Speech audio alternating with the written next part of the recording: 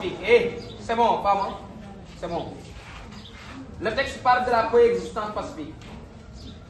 L'établissement de relations d'amitié durables entre les plus grandes puissances du monde, l'Union soviétique et les États-Unis d'Amérique, aurait une importance majeure pour le renforcement de la paix dans le monde entier si l'on faisait reposer les relations entre l'URSS et les États-Unis pour les 5 principes majeurs de la coexistence pacifique: le respect mutuel de l'intégrité territoriale et de la souveraineté, non-agression, non-ingérence dans les affaires intérieures, égalité et davantage réciproque, coexistence pacifique et coopération économique. Cela aurait une porte vraiment exceptionnelle pour toute l'humanité. Le principe léniniste de la coexistence pacifique des États aux régimes sociaux différents a été et demeure la ligne générale de la politique extérieure de notre pays. Nikita Khrouchtchev, ce que je pense de la coexistence pacifique 1960.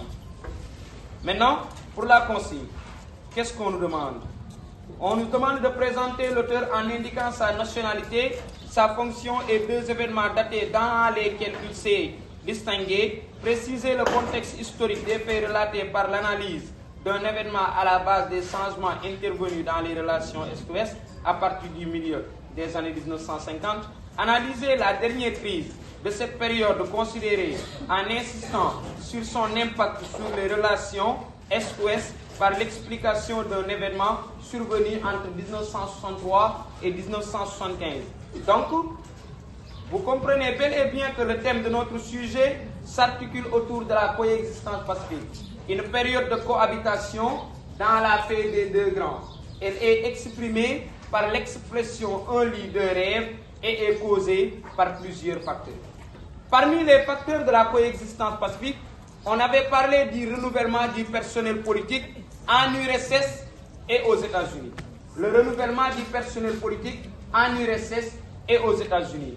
Donc, en 1953, Staline meurt et il est remplacé par Nikita Khrouchtchev. Aux États-Unis, il y a un changement politique. Harry Truman est remplacé par Dwight David Eisenhower. C'est Eisenhower et Nikita Khrouchtchev qui vont entreprendre la coexistence pacifique lors du 20e congrès du Parti communiste Union soviétique de 1956. N'est-ce pas? Mais n'oublions pas qu'aussi, on peut citer la conférence de Bandung. En avril 1955, 29 pays d'Afrique et d'Asie déjà indépendants se réunissent à Bandung, à Java, plus particulièrement en Indonésie, dont l'objectif principal, c'est de dénoncer la colonisation et de prôner la neutralité vis-à-vis des blocs. En 1961, la conférence de Belgrade met en place le mouvement des non-alignés. Les 2 blocs ne sont plus solides. N'oublions pas que la Chine conteste le dictat soviétique alors que la France remet en cause le commandement de l'OTAN. Mais la coexistence pacifique est guidée par l'équilibre de la Terre. Comment s'est manifestée la coexistence pacifique? L'idée d'apaisement se manifeste en 1953 par la fin de la guerre de Corée avec les accords de Panmunjom le 27 juillet. En 1954, lors du traité de Genève, maintenant on a la fin de la guerre d'Indochine. En 1955, c'est le traité de Genève encore avec la reconnaissance mutuelle des 2 grands de leur sphère d'influence. En 1956, Moscou et Washington jouent un rôle important sur la paix au Suez. En 1958, on a une conférence sur l'arrêt des essais nucléaires. En 1959, Khrouchtchev se rend à Washington avant de rencontrer John Fitzgerald Kennedy à Vienne en 1960. Voilà les facteurs qui ont donné naissance à ce qu'on appelle coexistence pacifique. Ensuite, quelles sont les limites de la coexistence pacifique? On avait montré la persistance des ambitions d'élargissement. N'oublions pas qu'en 1957, l'URSS lance sa première satellite qui s'appelle Sputnik. Et la réaction des États-Unis par le biais de leur président John Fitzgerald Kennedy promet de mettre un Américain sur la Lune. N'oublions pas qu'aussi, parmi les limites de la coexistence pacifique, on peut citer ce qu'on appelle la 2e crise de Berlin. N'oublions pas que Khrouchtchev est gêné par la migration, la migration des populations de l'Est vers l'Ouest beaucoup plus prospère. Il existe que Berlin-Ouest soit rattaché à l'Est ou à défaut qu'il devienne une ville libre, mais n'est-ce pas, et neutre.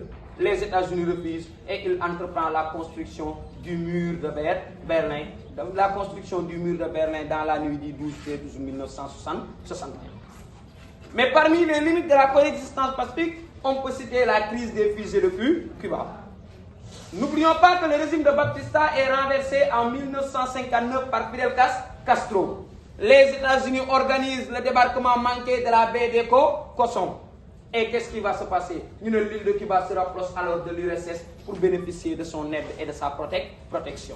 Les Soviétiques, à partir de l'île de Cuba, installent leur rampe de missiles en direction des États-Unis. Cela provoque la colère américaine et conduit le président John Fitzgerald Kennedy à faire quoi? À mettre en place un blocus pour empêcher les navires soviétiques qui transporteraient les fusées d'entrer dans l'île de Cuba. Et qu'est-ce qu'on a constaté? La crise paraît conduire le monde sur une troisième guerre mondiale, mais le 28 octobre 1962, grâce à l'ONU, l'URSS retire ses missiles et les États-Unis s'engagent à ne plus toucher l'île de Cuba. Donc voilà les trois limites qu'on va voir aujourd'hui, tout en corrigeant l'exercice. C'est bon pour l'instant. C'était une brève récapitulation, donc on peut démarrer le cours. C'est bon. Allez, merci.